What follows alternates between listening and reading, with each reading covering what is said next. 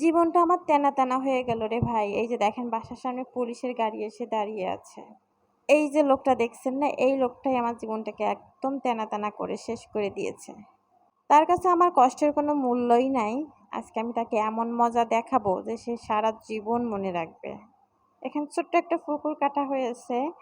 আর এই যে দেখেন এই হচ্ছে আমাদের লেবু গাছ। এই গাছটা কিন্তু ঝড়ে একদম পড়ে গিয়েছিল। অনেক লেবুও পড়ে গিয়েছিল। এখন অনেকগুলো লেবু মাশাআল্লাহ অনেক সুন্দর লাগছে। কোরবানিতে খাওয়া যাবে। নিজের গাছের ফল মানে আনন্দটাই অন্যরকম। আমার জীবন তেনা তেনা করার জন্য এই দেখেন আরেকজনও প্রস্তুত। সে সবসময়ের জন্য এরকম বড় জুতাগুলো হচ্ছে এভাবে করে পায়ে দিয়ে হাঁটতে লাগবে। হাঁটবে তাতে তো কোনো সমস্যা নাই। ভয় লাগে হচ্ছে পড়ে যায় কিনা।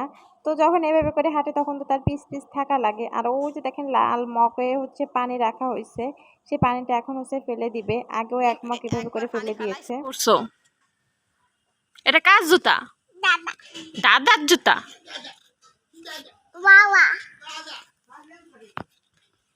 এবার বলো তো তোমার রব কে? বলো রব কে? পড়ে যাবা তো।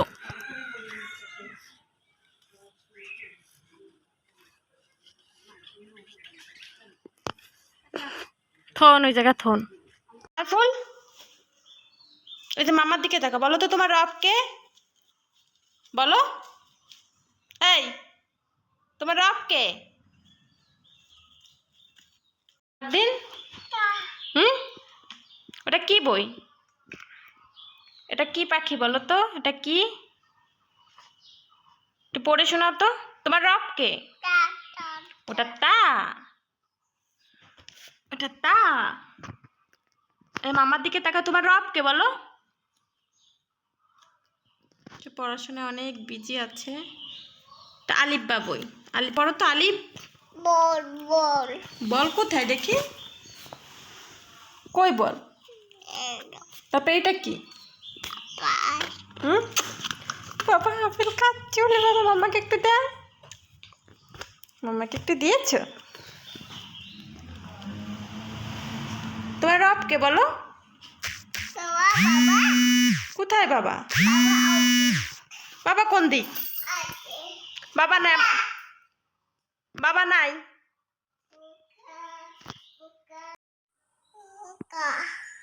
কাটতো ওটা। বাবাটা তুমি কেন ধরছো? বাবা তোমাকে বকা দিবে না? বলো বকা দিবে না। এবার বলো তো তোমার রব কে? না না, মামার দিকে তাকাও। তোমার রব কে বলো? তো এটা হচ্ছে রাতের বেলা হালিম খেতে গিয়েছিলাম। আর ওই যে বললাম না যে আমার লাইফটা তেনা তেনা করে দিয়েছে, সেটা বলার কারণ হচ্ছে আমি কিছু ভিডিও করে রেখেছিলাম। ফারদিনের বাবা না বুঝে হচ্ছে ভিডিওগুলো ডিলিট করে দিয়েছে। তো এই জন্য বললাম যে কত কষ্ট করে ভিডিওগুলো করে রেখেছি আর তুমি কিনা ডিলিট করে দিলে। আমাকে আসার সময় বলে এসেছে যে চলো আজকে তুমি আমাকে হালিম খাওয়াবা। আমি বললাম আচ্ছা ঠিক আছে। তো এসে এখন বলতেছে যে তুমি খাও আমি খাবো না, আমার পেট একদম ভরা, আমি অনেক কিছু খেয়েছি। তো কি করার একাই খেয়ে নিচ্ছিলাম। আর পুলিশের গাড়ি আসার কারণ হচ্ছিল আজকে হচ্ছে মামুনুল হক হুজুর এসেছিল। কিছুদিন আগে আমার এক চাচা শ্বশুর মারা গিয়েছিলেন, তখন হচ্ছে মামুনুল হক সাহেব হচ্ছে জেলে ছিলেন, তখন আসতে পারেনি, যার জন্য এখন জেল থেকে বের হয়ে আগে তার মামার কবর জিয়ারত করতে চলে এসেছেন। তো এই মুহূর্তে যারা আমার ভিডিওটা দেখা শুরু করেছেন প্লিজ একটা লাইক দিয়ে ভিডিওটা দেখা কন্টিনিউ করবেন আর একটা সাবস্ক্রাইব করে আমার সঙ্গে থাকবেন। আল্লাহ হাফেজ।